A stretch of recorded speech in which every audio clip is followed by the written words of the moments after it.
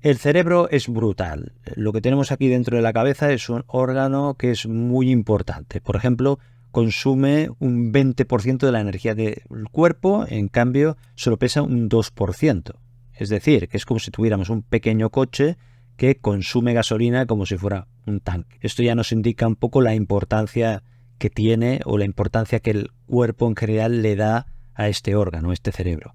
La velocidad a la que van las conexiones entre las neuronas y entre los nervios que hay dentro del cerebro son de 280 millas por hora, que en kilómetros por hora serían más de 400 kilómetros por hora, que es a mayor velocidad a la que va un Fórmula 1 cuando está a máxima velocidad. La cantidad de neuronas que tenemos en el cerebro son 85.000 millones de neuronas, que si las contaras segundo a segundo tardarías 2.500 años en contarlas, unos 25 siglos. O sea que lo que tenemos aquí, las cantidades que se manejan y de información y de transmisión neurológica es una exageración, es más allá de lo que podamos imaginar. El problema es que cuando esto falla, cuando sufre daño, las consecuencias pueden ser devastadoras. Puede afectar a nuestra capacidad de pensar, a nuestra memoria, a nuestra concentración, puede afectar a nuestra capacidad de hablar, de movernos y múltiples funciones que tenemos en el organismo. O sea que es un puesto de control súper importante. Es decir, que aquí lo que nos interesa es saber cuáles son los enemigos o el enemigo principal, si lo podemos simplificar para hacer las cosas más sencillas, que ataca a este cerebro y cómo podemos hacer para evitar este daño. Y para eso tenemos que saber cuáles son también las enfermedades que pueden afectar a ese cerebro. Y en realidad lo podemos dividir en dos tipos básicos de enfermedades que afectan al cerebro. Unas son los accidentes vasculares cerebrales y otras las enfermedades neurodegenerativas cerebrales. Las enfermedades vasculares cerebrales son las obstrucciones que se producen en la llegada de sangre al cerebro. No pueden llegar nutrientes, no pueden llegar oxígeno y lo que ocurre es que acabamos teniendo muchos problemas, como hemos dicho antes. Es como si la circulación que hay en una carretera o en una ciudad se bloquea por algunos puntos y empieza a haber un caos. Esto es lo mismo que pasa en nuestro cerebro. ¿Cómo se producen estos daños vasculares? Porque se van lesionando las paredes internas de los tubos que llevan la sangre hacia el cerebro, se va acumulando colesterol, se va acumulando grasa, calcio, algunas células defensivas, se va formando una fibra por encima, una especie de capa, que esto va aumentando de tamaño hasta que empieza a obstruir. Y en el peor de los casos a veces se puede romper un poquito, dar lugar a una coagulación rápida, a formar un coágulo y esto que obstruya bruscamente. O a veces este coágulo se puede desprender y obstruir en otra parte.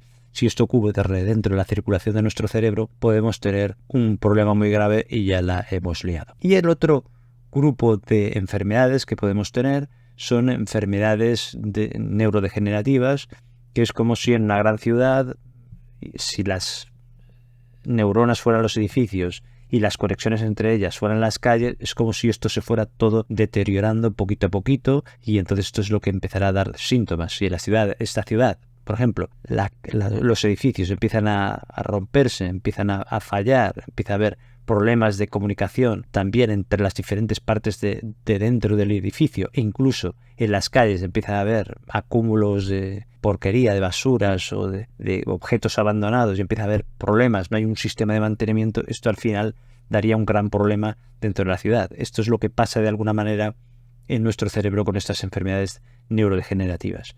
¿Cuáles son las enfermedades en concreto? Pues en el caso del accidente vascular cerebral, estas obstrucciones son los infartos cerebrales o las embolias cerebrales, pero en una menor proporción también pueden ser las hemorragias cerebrales cuando este vaso sanguíneo explota. Entonces hay lo que llaman un derrame cerebral.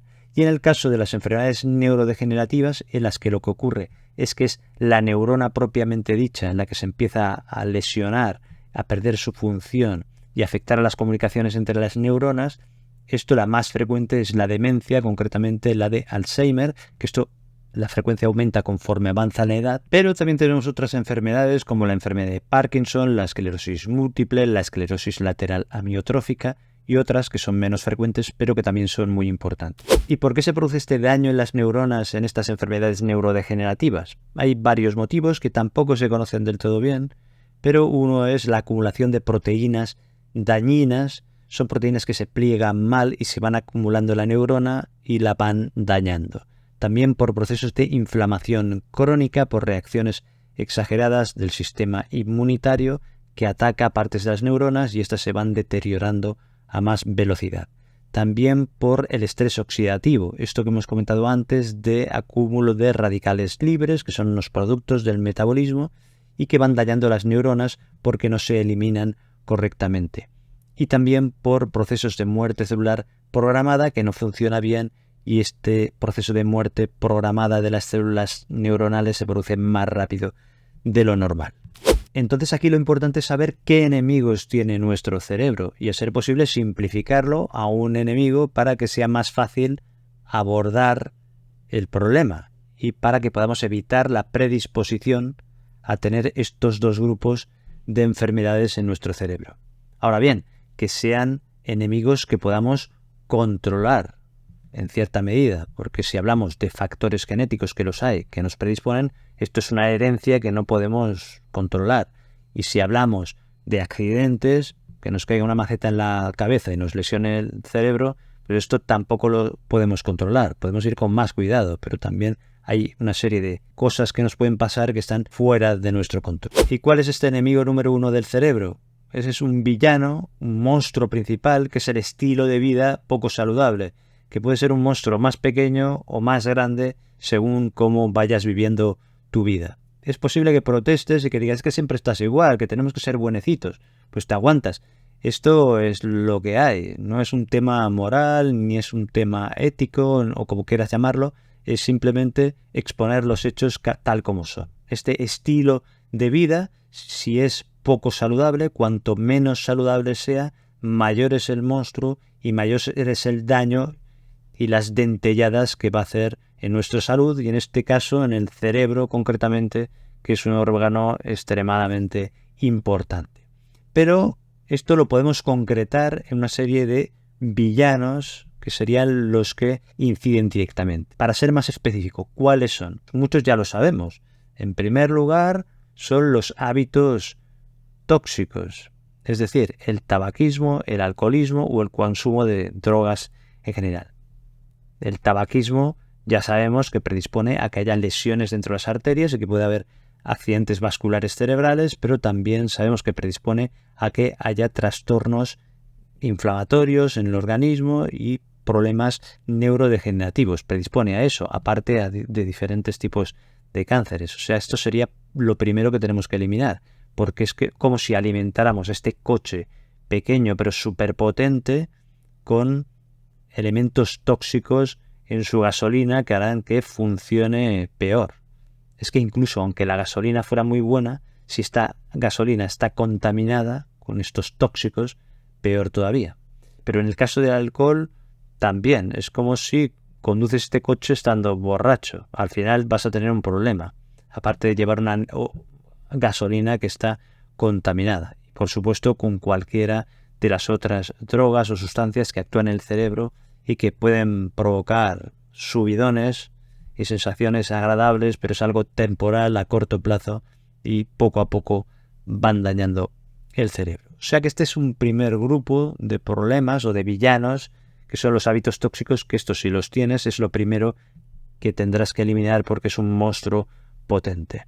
El segundo monstruo es el de la alimentación poco saludable. Es decir, si a este coche lo alimentas de una gasolina de poca calidad, aunque sea un Fórmula 1, ya hemos dicho que las conexiones iban a una velocidad endiablada dentro del cerebro, a una velocidad de más de 400 km por hora, más rápido que un Fórmula 1, pues si a este pequeño coche, que es un Fórmula 1 formidable, le pones una gasolina, lo alimentas de algo que tiene mala calidad, que en nuestro caso serían las grasas tipo trans, o el utilizar azúcares refinados, azúcares añadidos, o el consumir demasiada sal, o el consumir grasas saturadas en exceso.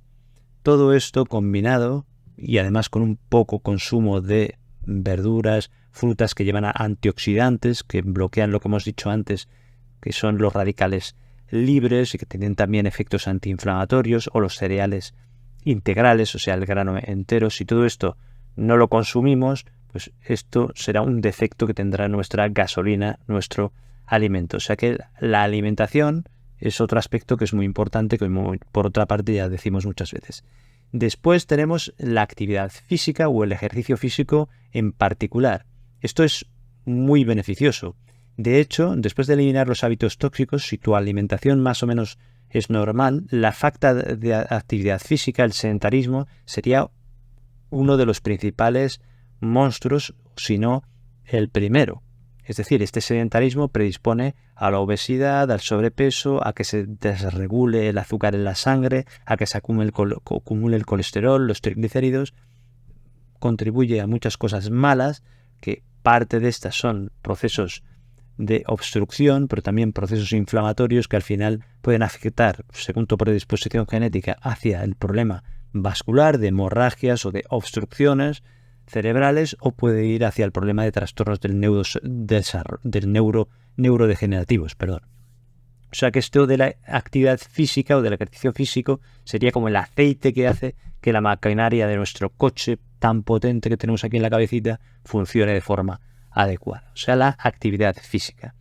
Después hay que valorar todo el tema del estrés o de dormir mal. Es importante cuidar esto porque el estrés, dormir mal, da lugar a una serie de cambios, a la producción de cortisol o de otra serie de sustancias que con el tiempo pueden dañar no solo la salud en general, sino en concreto nuestro cerebro. Y esto lo notamos, que rendimos menos, que nos concentramos menos, que pensamos con menor claridad.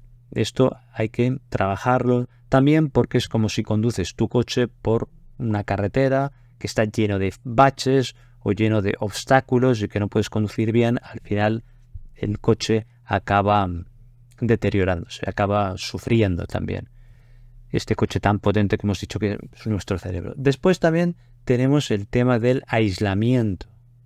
El aislamiento social, es decir, que hay que aprender a interaccionar mínimamente con los demás, a tener una red de apoyo, de ayuda, en la que podamos comunicarnos y en la que podemos establecer una serie de relaciones, porque el aislamiento también nos daña a nivel de toda nuestra salud, pero también a nivel cerebral, a nivel vascular y a nivel de el funcionamiento de nuestras neuronas. Es como si este coche que tenemos lo tuviéramos aislado, quieto, que aquí se juntaría incluso con la falta de actividad física. Si está ahí sin funcionar, al final empezará a oxidarse y el material del coche empezará a deteriorarse. Es como cuando utilizábamos la metáfora o la comparación con la ciudad. Si esta no se mantiene de alguna forma o no hay un mantenimiento, acabará deteriorándose.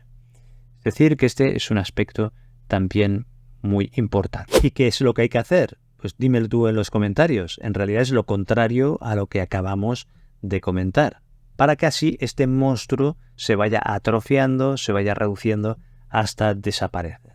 Te dejo aquí otros vídeos sobre temas de salud que seguro que te interesan. Muchas gracias, un abrazo, cuídate y nos vemos en el próximo vídeo.